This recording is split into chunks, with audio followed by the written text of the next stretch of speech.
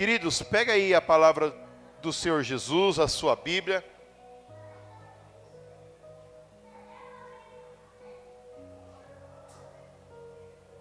Abra segundo livro dos Reis, capítulo 2, e o versículo 9. Segundo livro dos Reis, 2, 9.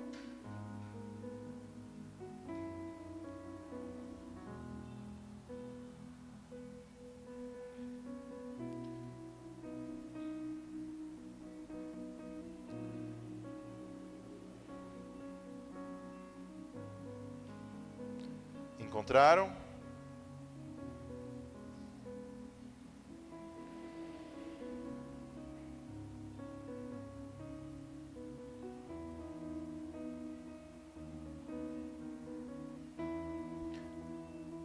Glória a Deus. Vamos ler. Diz assim, segundo livro dos Reis, 2:9, na versão NVI. Depois de atravessar, Elias disse a Eliseu: o que posso fazer em seu favor antes que eu seja tirado de você? Eliseu respondeu: dai-me porção dupla do teu espírito. Vou ler mais uma vez. Depois de atravessar, Elias disse a Eliseu: o que posso fazer em seu favor antes que eu seja tirado de você? Eliseu respondeu: dai-me porção dupla do seu espírito. Amém? Feche os seus olhos por um instante, curve sua cabeça. Vamos pedir para que Deus venha falar conosco através dessa mensagem. Pai, em nome de Jesus, nós te damos graças porque o Senhor é bom e as tuas misericórdias não têm fim. Obrigado, meu Deus, por mais uma noite de domingo, nós estarmos, meu Deus, na tua presença. Pai, obrigado por Senhor nos trazer aqui em paz e segurança. E obrigado também, meu Deus, porque ontem se encerrou mais uma semana. E já no primeiro dia nós estamos aqui, ó Pai, mais uma vez reunidos como igreja para glorificar e exaltar o único que é digno de honra e o único que é digno de glória. Pai, o Senhor já recebeu as nossas adorações através dos louvores, também através das ofertas. E agora, meu Deus, nós queremos aprender, ouvir o que o Senhor tem para nos ensinar na tua palavra. Repreenda, ó Pai, no meio de nós a incredulidade, a falta de fé. Pai, e se tem alguém, ó Pai, aqui no nosso meio, com algum espírito, meu Deus, de dúvida que o Senhor é Deus, que o Senhor possa falar, ó Pai, ao coração deste homem, ao coração dessa mulher. O Espírito Santo, nós te convidamos a tomar o seu lugar de honra no nosso meio. Seja bem-vindo entre nós. Fala conosco. Não permita que o homem venha falar nada, mas que nós sejamos um instrumento nas tuas mãos. Assim nós oramos em nome de Jesus. Amém. E graças a Deus. Amém. Podeis se assentar.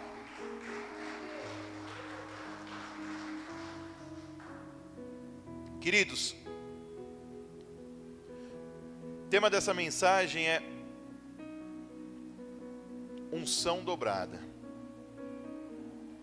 No primeiro livro dos Reis, no capítulo 17, a Bíblia vai apresentar o nome de um homem que se chama Eliseu. A Bíblia não conta quem era o pai de Eliseu, quem era a mãe de Eliseu. A Bíblia não conta quantos anos Eliseu tinha. A Bíblia diz que quando Deus chama Eliseu, ele já sai dali e vai profetizar contra o rei. Ele já vai começar a sua vida de profeta. E a Bíblia, a única coisa que vai dizer é que ele é o Elias, o tisbita. E esse profeta, embora ele tenha sido um grande homem de Deus, ele também vai enfrentar algumas lutas, algumas dificuldades. Só que este homem, ele vai realizar alguns milagres. E em toda a sua vida, o profeta Elias vai realizar 7 milagres. Grave este número, 7 milagres. E eu listei aqui, não vou ter tempo para falar de todos eles, mas eu vou ao menos falar o que ele fez e a referência bíblica. O primeiro milagre que ele vai fazer é a seca profetizada, ou seja, ele orou e o céu se fechou em 1 Reis 17:1. Segundo milagre, os corvos alimentavam Elias, 1 Reis 17, do 4 ao 6. Terceiro milagre, a farinha e o azeite multiplicados, 1 Reis 17, do 14 ao 16. Quarto milagre, a ressurreição do filho da viúva de Serepta, está no primeiro livro dos Reis, capítulo 17, versículos 21 e 22. Quinto milagre, fogo do céu no Monte Carmelo, 1 Reis 18, do 36 ao 38. 6. A chuva volta após a sua oração, que está em 1 Reis 18, 41 e 45. E por último, o fogo do céu. Fogo do céu nos soldados enviados por Acasias por 2 vezes. Está em 2 Reis, capítulo 1, versículo 10 e o 12. Deus, através da vida do profeta Elias, vai realizar esses 7 milagres que nós lemos aqui. Só que nós conhecemos um pouco da Bíblia, e você sabe que depois que ele ganha dos 450 profetas de Baal e os 400 profetas de Acera, depois que ele vence isso, ele tem uma certa depressão, ele entra numa caverna e ele pede a morte. Aí então, Deus o ajuda mais uma vez, e tira ele dessa caverna, e fala para ele que a história dele não acabou. Por quê? Ele ainda faltava ungir reis e profetas. Qual é o profeta que Elias vai ungir em seu lugar? Alguém sabe o nome dele? Ninguém sabe quem sucede Elias? Eliseu. 1 Reis 19, 16. Abra comigo no 1 Reis 19, 16.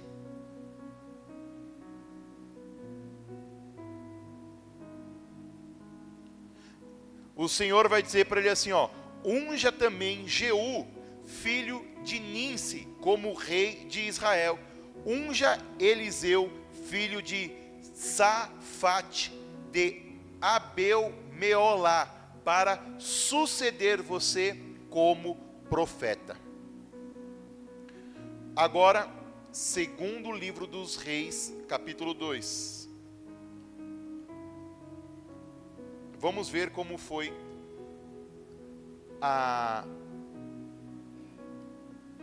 como foi o chamado de Eliseu para suceder Elias. Quando o Senhor levou Elias aos céus em um redemoinho, aconteceu o seguinte: Elias e Eliseu saíram de Gilgal. Então Elias disse a Eliseu: fique aqui, porque o Senhor me enviou a Betel. Eliseu, porém, disse: tão certo como vive o Senhor, e como tu vives, não te deixarei ir. Preste atenção. Deixa eu ler aqui, porque eu preciso trazer o contexto, senão muita gente que não conhece vai acabar se perdendo. 1 Reis 19, 19. Diz assim o chamado, como foi o chamado de Eliseu. 1 Reis 19, 19, o chamado de Eliseu. Então Elias saiu de lá e encontrou Eliseu, filho de Safate. Ele estava arando com 12 parrelhas de boi e conduzindo a 12ª parrelha. Elias o alcançou e o lançou o seu manto sobre ele. Eliseu deixou os bois e correu atrás de Elias. Deixe-me dar um beijo de despedida no meu pai e na minha mãe. Disse, e então irei contigo. Vá e volte, respondeu Elias. lembre-se do que eu fiz a você. Eliseu voltou, apanhou a sua parrilha de bois, os matou, queimou o equipamento de arar para cozinhar a carne e deu ao povo. E eles comeram. Depois levantou-se e partiu com Elias, tornando-se seu auxiliar. Eu li muito, talvez você não entendeu nada, não se preocupe, vamos agora explicar. Depois que Elias, ele faz esses 7 milagres, chegou o fim de Elias. Elias, Deus vai recolher Elias, só que ele precisa ungir um sucessor. E então, Deus manda ele para tal lugar, ungir um homem. Este homem, sem saber de absolutamente nada, ele está trabalhando num campo. Ele está numa junta de bois. Isso quer dizer o quê? Era uma fila de bois. Quando diz junta, era um de um lado e outro de outro. Ou seja, tinham 24 bois juntos arando a terra. Este homem, que é o Eliseu, ele está no último carro de bois. Quando Elias chega e lança a capa sobre ele, era um sinal que ele tinha sido separado por Deus para ser um profeta. Só que era um dia normal. Uma segunda-feira, uma terça-feira, uma quarta-feira, era um dia normal, ele estava trabalhando, ele não estava esperando que isso ia acontecer. E é o que acontece com a maioria das nossas vidas. Um dia, Deus te chamou para ser um profeta das nações. E era um dia normal, você só queria trabalhar, você só queria terminar de pagar a sua casa, só queria comprar o seu carro, só queria fazer aquela viagem, terminar os seus estudos. Mas o Senhor te escolheu para escrever uma nova história na sua vida. Aquele homem joga o manto dele, a capa dele, e Eliseu toma um susto. Eliseu pergunta: o que é que aconteceu? Quando ele olha, é o profeta. E agora ele sabe que a partir daquele momento ele não é mais um ser humano comum. A partir daquele momento ele é um profeta. Só que ele tem pai, ele tem mãe, ele tem uma vida, ele tem um trabalho, ele tem um comércio. Queridos, deixa eu falar uma coisa para vocês. Quanto custa um boi hoje? Eu não faço a mínima ideia. 10 mil reais? 5 mil reais? Alguém tem uma ideia quanto custa um boi? 5 mil? 5 mil. Se ele tinha 24 bois, quantos que ele tinha? 600 mil? 60 mil? 120 mil? Ele tinha 120 mil, fora o carro que tinha. A maioria das pessoas, quando Deus chama, ela toma um choque de cultura. Vou ter que deixar o meu trabalho, vou ter que deixar a minha vida, vou ter que deixar o meu pai, vou ter que deixar a minha mãe. Não é possível. Vou ter que vir de tão longe para servir a Cristo? Não, de jeito nenhum. Pois aquele homem, ele não só vai largar tudo, como ele vai fazer de uma maneira que não tem volta. Por quê? Sabe o que ele faz com o boi? Churrasco. Pega aquele carro de madeira, faz um fogo, acende a churrasqueira, mata o boi, bota a picanha na grelha e ó, tome. Do jeito que o crente gosta. Sabe para quê, queridos? Porque de vez em quando, você não pode ter plano B com Deus. Ah, eu vou servir a Cristo, eu vou servir a Deus, mas se não der certo, aí eu... Não existe isso. Já não vivo mais eu, mas Cristo vive em mim. Eu não tenho para onde ir. Tem um louvor que fala, né? Para onde eu irei, se eu não tenho para onde voltar? Só tenho você, Deus. E aquele homem, ele vai nos ensinar que não tem mais volta. Agora é servir a Deus e servir a Deus. Mas chegou o tempo, e agora sim, 2 Reis 2:2,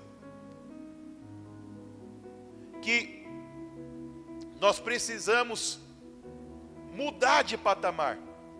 Os dias de Elias estavam acabando. Chegou a hora de Eliseu assumir. Segundo o livro dos Reis 2, versículo 1 diz assim: quando o Senhor levou Elias aos céus em um redemoinho, aconteceu o seguinte: Elias e Eliseu saíram de Gilgal, e então Elias disse a Eliseu: fique aqui, pois o Senhor me enviou a Betel. Eliseu, porém, disse: tão certo como vive o Senhor e como tu vives, não te deixarei ir. Então desceram a Betel. Em Betel, os membros da comunidade dos profetas foram falar com Eliseu e perguntaram: você sabe que hoje o Senhor vai tirar o seu mestre de você? Eliseu respondeu: sim, eu sei, mas não falem nisso. Então Elias disse: fique aqui, Eliseu, pois o Senhor me enviou a Jericó. Respondeu Elias: respondeu Eliseu: tão certo como vive o Senhor, e como tu vives, não deixarei ir só. Assim foram a Jericó, e em Jericó os membros da comunidade dos profetas foram falar com Eliseu e perguntaram: você sabe que hoje o Senhor vai tirar o seu mestre de você? Eliseu respondeu: sim, eu sei, mas não falem nisso. Em seguida, Elias disse: fique aqui, pois o Senhor me enviou ao Jordão. Ele respondeu: tão certo como vive o Senhor, e como tu vives, não deixarei ir só. Então partiram juntos. Quando Elias e Eliseu pararam à margem do Jordão, 50 membros da comunidade dos profetas os acompanharam e ficaram à distância. Então Elias tirou o manto, enrolou-o e com ele bateu nas águas, e as águas se dividiram, e os dois atravessaram em terra seca. Aonde nós iniciamos. Depois de atravessar, Elias disse a Eliseu: o que posso fazer em seu favor antes que seja tirado de você? Presta atenção.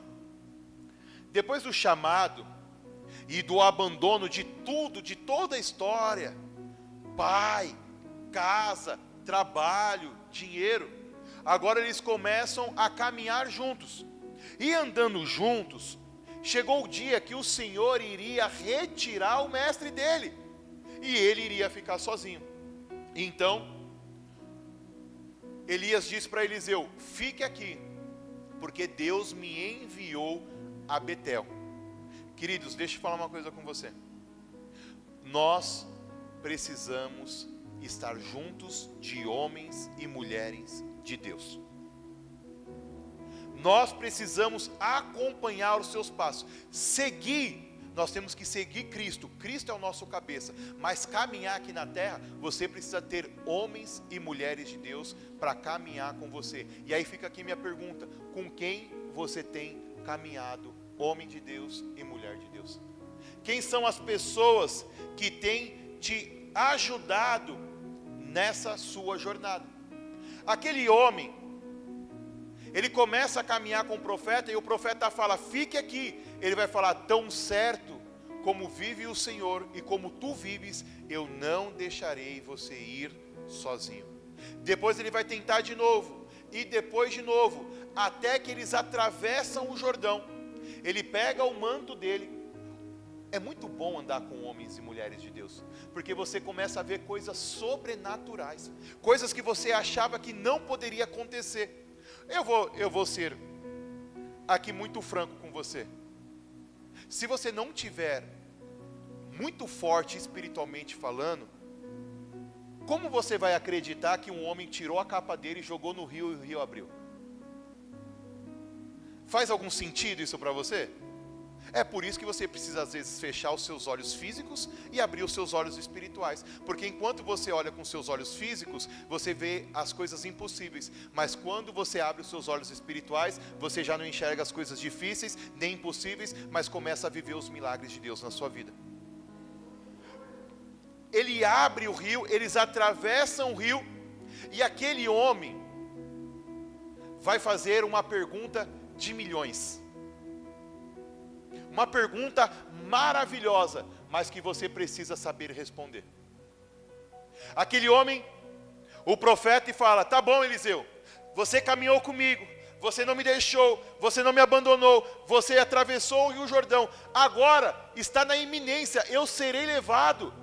O que você quer que eu faça por você? Aquele homem poderia pedir qualquer coisa. Já pensou? Se você vai lá para o deserto do Saara, está caminhando no meio daquela montoeira de areia, e você tropeça numa coisa, é uma lâmpada de um gênio mágico. E ele te dá o privilégio de fazer um desejo. O que você ia pedir?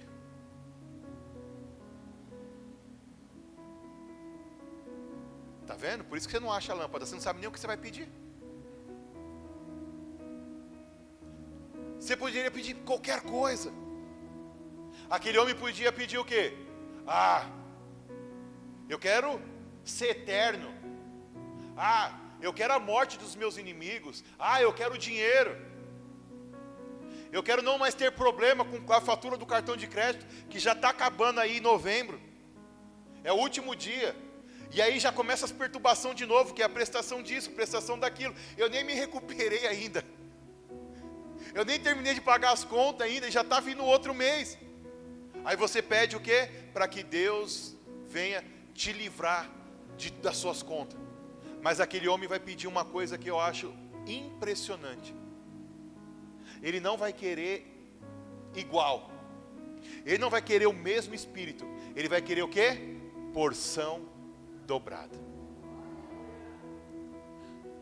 Com a porção dobrada, quantos milagres Elias fez? Eu pedi para vocês guardarem. 7. Qual é o dobro de 7? Legal. O dobro de 7 é 14. Então, para nós fecharmos aqui a participação de Elias, eles veem do outro lado do Jordão uma carruagem de fogo que separa os dois. Um fica de um lado e o outro fica de outro. E um redemoinho leva o profeta até os céus. Quando chega aos céus, a capa cai. Ele pega a capa, só que lembra que para chegar do outro lado, como é que eles chegaram do outro lado? Tinha um barco? Não tinha um barco. O que ele fez? Tocou no Jordão e o Jordão abriu. Só que o cara que abria, o cara que tinha a chave do rio, já não está mais aqui. Agora chegou a minha vez, agora chegou a sua vez de fazer alguma coisa com aquilo que você tem recebido de Deus. E aquele homem, ele ainda está meio tímido. Porque quando ele pega aquela capa e chega no Jordão, ele não clama ao Deus de Israel, ele fala assim: cadê o Deus de Elias? Aí ele bate na água e adivinha, primeiro milagre acontece. E aquele homem, ele vai realizar alguns milagres. O primeiro milagre, divisão do Jordão. O segundo milagre é a purificação das águas de Jericó. O terceiro é a maldição dos jovens zombadores. Isso aqui eu vou abrir um parênteses. Está em 2 Reis 22, 2 Reis 2, 23 ao 25. Para vocês que riem dos carecas, tá? Vou deixar aqui a dica. Acho que são 42 ou 45, se eu não me engano. Depois você lê lá. 42 jovens vão rir do profeta. Sabe por quê? A audácia desses jovens, só porque ele era careca. E aqueles jovens, está lá na Bíblia, zombam do profeta. O profeta ora. E adivinha o que acontece? A Bíblia diz que 2 ursas sai do meio do mato e come os jovens. Isso aqui é só para ficar a dica, que vocês ficam rindo de mim, tá? Só, eu nem vou falar dos outros, só vou falar desse para vocês aprenderem. 4, água milagrosa para o exército. 5, multiplicação do azeite da viúva. 6, ressurreição do filho da sunamita. 7, purificação da comida envenenada. 8, multiplicação dos peixes. 9, a cura de Naamã. 10, o castigo de Geazi. 11, flutuação do machado. 12, a cegueira do exército sírio. 13, profecia que resultou na derrota dos sírios. E deixa eu ver aqui, 13, né, que eu falei, né? E qual que é o dobro de 7? 14. Vamos ver o que acontece depois que ele faz o 13º milagre, 2 Reis 13, 20.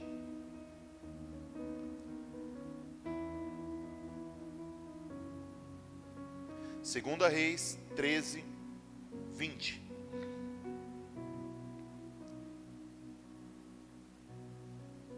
Ele faz o 13º milagre. Ele está indo para o dobro, porque ele foi o que ele pediu, a unção dobrada. E olha o que vai acontecer. Depois de realizar o 13º milagre, no segundo livro do Reis, capítulo 13, versículo 20, diz assim: depois disso, Eliseu morreu e foi sepultado.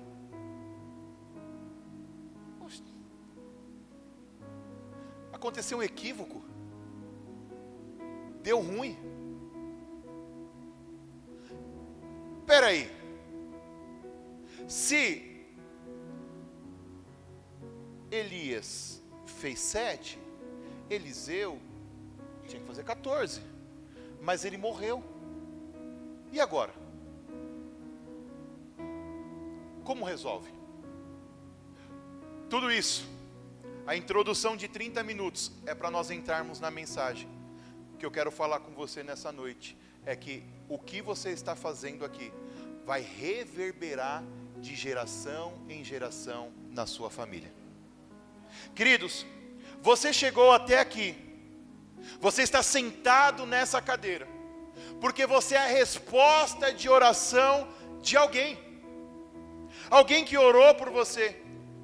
Talvez a sua avó era cristã e você não conheceu, a sua bisavó era uma serva de Deus, ou seu bisavô era um servo de Deus que você nem conheceu, mas lá na sua casa, ele já orava por você, porque ele orava e dizia: Senhor, abençoa os meus filhos e os filhos dos meus filhos até a 3ª e a 4ª geração. E você, mulher de Deus, porque a mulher, ela é um pouco mais imediatista do que o homem.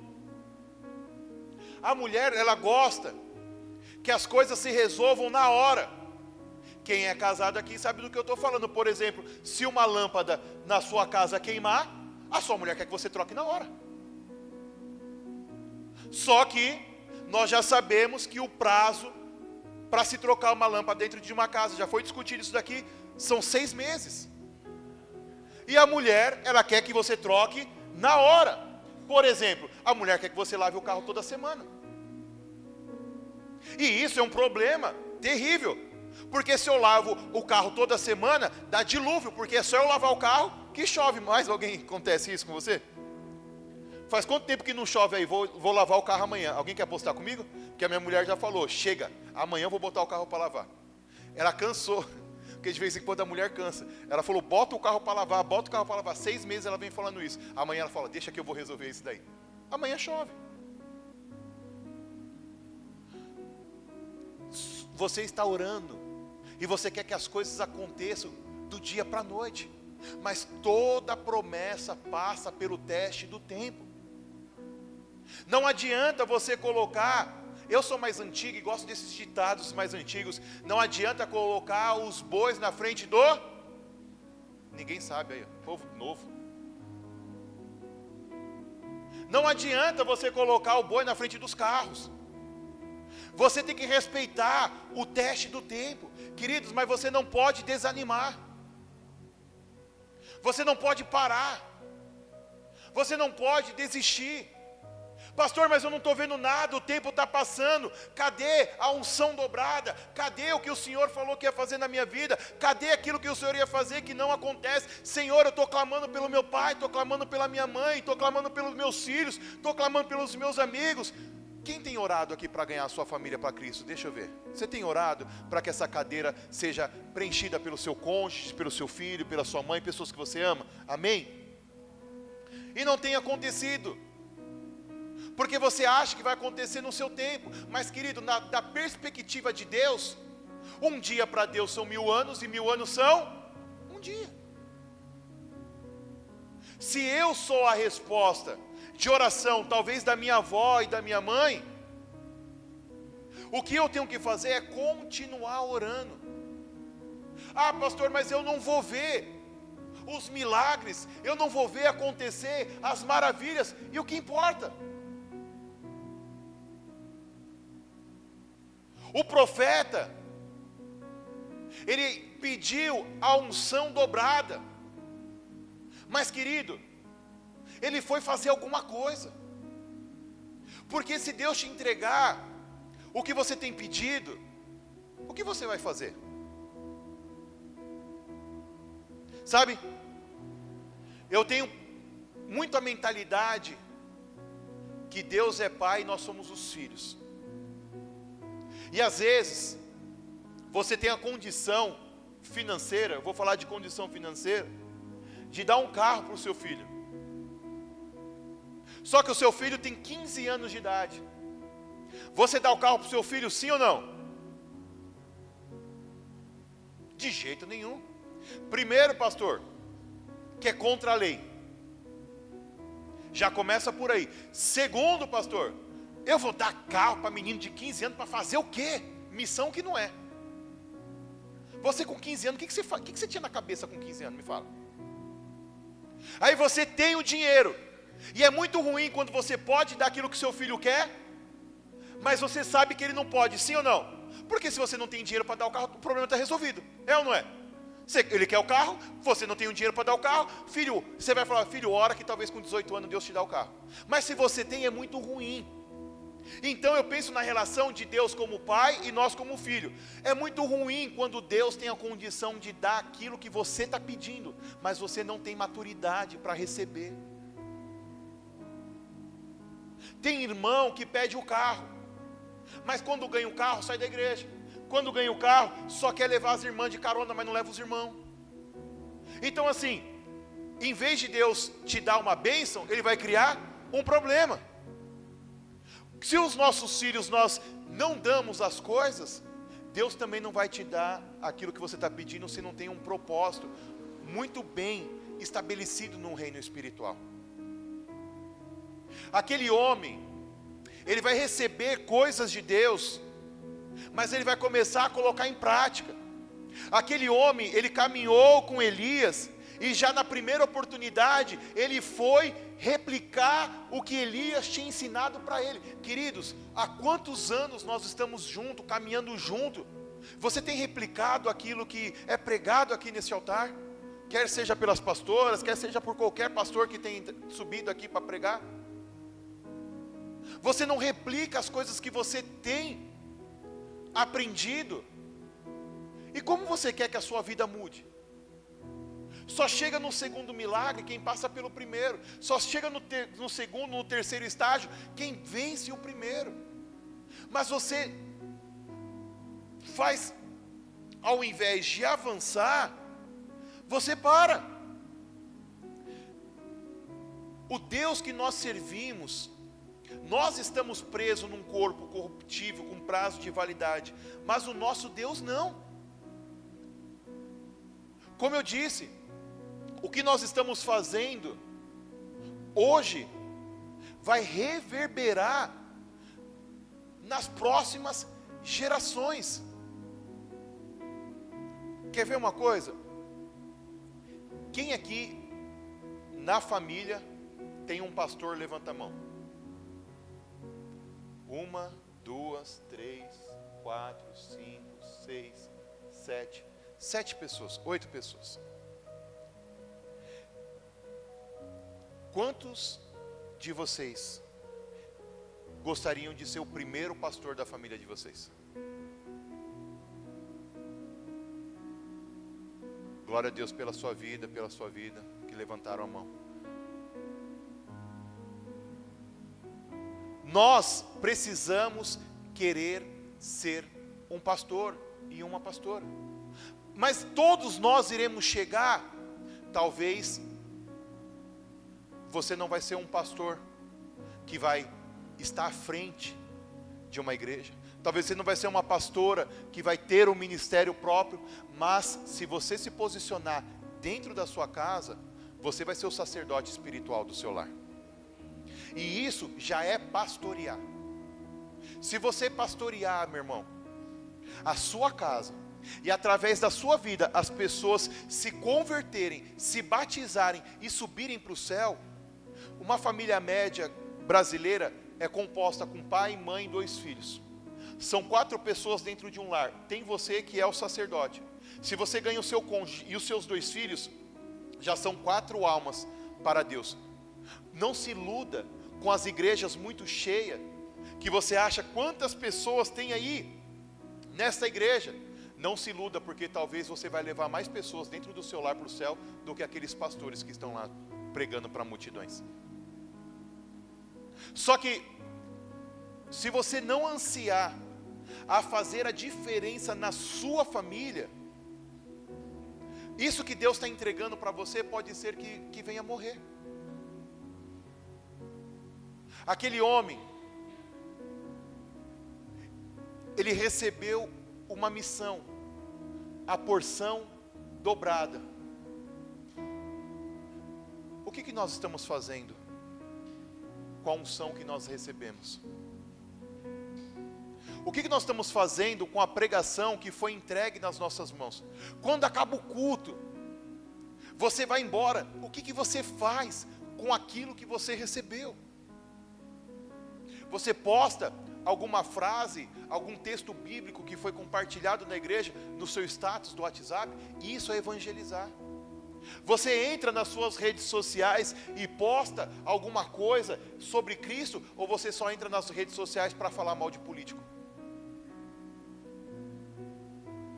Até que merecem que a gente venha falar mal deles, mas não que seja só isso que nós venhamos fazer.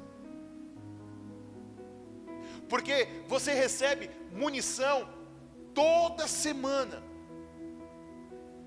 E o que é que nós estamos fazendo com aquilo que nós recebemos? Nós estamos guardando só para nós. Sabe o que vai fazer? Vai fazer muito bem para nós. Mas e os outros? Sabe, queridos, aquele homem, quando pede a porção dobrada, aquele homem vai fazer alguma coisa. Onde nós lemos, que é o 13, 20, a Bíblia diz que aquele homem, ele morre. Mas ele pediu a porção dobrada. E nós julgamos que as bênçãos de Deus, elas estão demorando sobre a nossa vida. Só que em Eclesiastes, a Bíblia vai dizer que há um tempo determinado para todas as coisas. Todo o propósito debaixo do céu está determinado. Há o tempo de plantar e o tempo de colher. Há o tempo de chorar e o tempo de sorrir. Há o tempo de se casar e de separar. Há o tempo de fazer todas as coisas debaixo dos céus.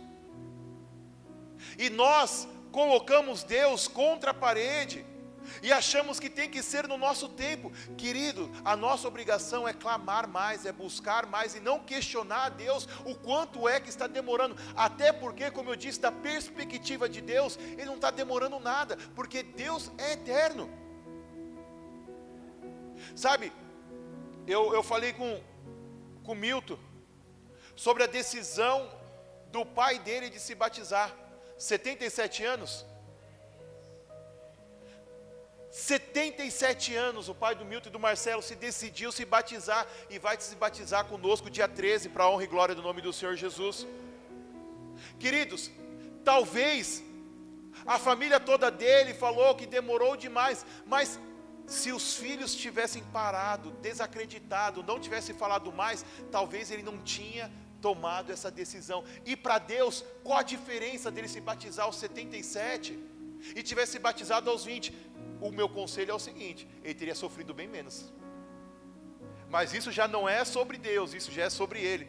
Se você tivesse vivido ao lado de Deus, você tinha sofrido bem menos. A maioria das besteiras que você fez na vida. E agora, você colhe aquilo que você plantou, porque todos nós iremos colher. Só que, queridos, muitas pessoas podem dizer que está demorando. Mas quem te prometeu não é homem para que minta, nem filho do homem para que se arrependa. A nossa função e obrigação é acreditar que o melhor de Deus está por vir. E para que eu, na Bíblia, te prove que você serve um Deus que pode fazer infinitamente mais, e até aquilo que você julga que acabou, que está morto, que não tem mais jeito, Deus pode fazer um milagre na sua vida. Segundo o livro dos Reis 13, 21. Vamos ler o 20 para dar contexto com o 21. O 20 nós já lemos, mas vamos lá. A Bíblia diz que Eliseu realiza 13 milagres, e agora que depois disso Eliseu morreu e foi sepultado. Ora, tropas moabitas costumavam entrar no país toda a primavera. Então presta atenção. Ele morreu.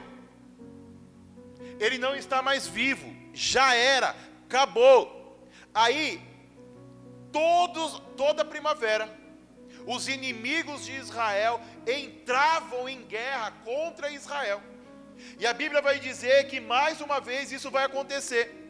Já certa vez, enquanto os israelitas sepultavam um homem, vieram de repente dessas tropas, então jogaram o corpo do homem no túmulo de Eliseu e fugiram.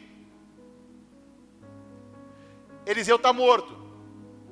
Eliseu agora só é osso. E agora eles precisam enterrar o morto. É outro funeral, já passou, já é osso. Então Eliseu no mínimo, está morto há 1 a 2 anos.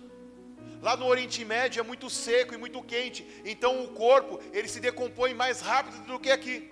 Uma curiosidade. Então no mínimo 1 ano o corpo já não tem mais nada. E a Bíblia diz que agora as tropas vão invadir Jerusalém, vão invadir Israel, e eles estão com o corpo. Você imagina a situação: você está ali com o corpo, os inimigos estão vindo, se você não larga aquele corpo, mais corpos vão acontecer, porque você vai morrer. Então, eles pegam aquele corpo e jogam. Só que até o osso de um profeta pode fazer um milagre.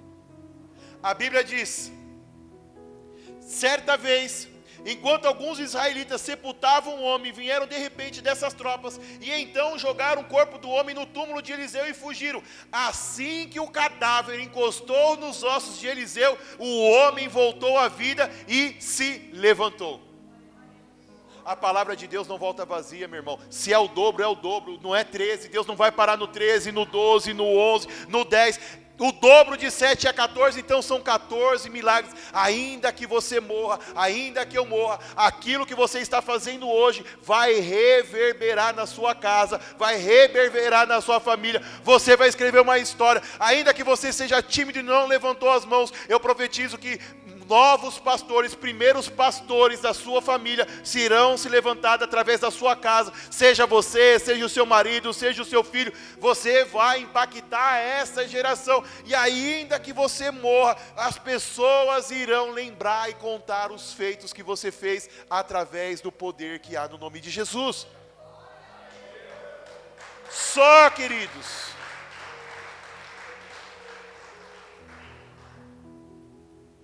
ainda morto, ele vai realizar o 14º milagre. Queridos, o que eu quero nessa noite falar com vocês é que ainda que pareça que você perdeu, não é o fim. Nós entramos nessa igreja e nós profetizamos que essa igreja vai estar cheia para a honra e glória do nome do Senhor Jesus. E aí falta um, falta outro, e nós ficamos tristes porque nós amamos vocês e gostamos de cultuar a Deus com vocês. E aí nos entristecemos. Só que nós não paramos de acreditar, porque quem prometeu, Ele vai fazer a obra dele. Você passou a semana passada profetizando que o seu filho estaria aqui, o seu marido, a sua filha, a sua esposa, e ela não está. Quando você entra, você fica triste. Só que quero dizer uma coisa: não desanima, continue, persevere, vai dar certo, vai acontecer. Pastor, mas já são ossos secos, mas não é qualquer osso, meu irmão, não é de qualquer um. Eu tenho certeza que os nossos filhos, os nossos netos, vão fazer a diferença neste país. O Brasil será impactado com uma grande onda, um grande avivamento de jovens. E esses jovens são os nossos filhos, são as nossas filhas. Mas para isso acontecer, você não pode desanimar. Ainda que tudo não te favoreça, lembre-se dessa mensagem e não desanime, porque o dobro de 7 não é 13. Deus não vai parar a boa obra que Ele começou na sua vida. Você aceitou Jesus? Se batize. Você aceitou Jesus? Se batizou? Comece a servir na sua igreja local. Você se batizou, você aceitou Jesus, se batizou, começou a servir, comece a querer pregar, evangelizar, subir de nível, porque Deus não pode parar. Deus não para. O único que pode estragar os planos de Deus para as nossas vidas sou eu, é você. Ninguém frustra os planos de Deus, a não ser nós mesmos, quando nós colocamos limites no poder de Deus. Aquele homem, ele queria a porção dobrada, mas ele não queria para ser um amuleto, ele não queria para ser vistoso para ele, para ser um benefício próprio. Ele queria a unção dobrada para ser bênção na vida dos outros. O nosso ministério não tem que servir para ser bom para nós. O nosso ministério tem que servir para abençoar a vida dos outros irmãos. Quando o sacrifício de Jesus para em nós ou na nossa família, sabe o que acontece na vida do irmão? Por exemplo, quantas pessoas hoje perderam a vida e não aceitaram Jesus? Eu sei que é forte o que eu vou dizer, mas o sacrifício de Jesus na cruz para a vida daquela pessoa que morreu não aceitando Cristo, o sacrifício de Jesus foi em vão. Você tem noção de como é forte isso? Porque Jesus morreu para salvar aquela vida, ela viveu e nós não pregamos para ela, e por conta disso ela não aceitou Jesus e não foi salva. Olha o tamanho da conta que nós temos.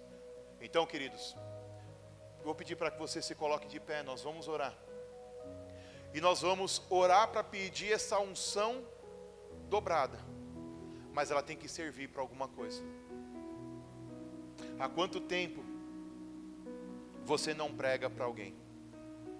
Há quanto tempo você não convida alguém? Há quanto tempo você não ganha uma alma para Cristo?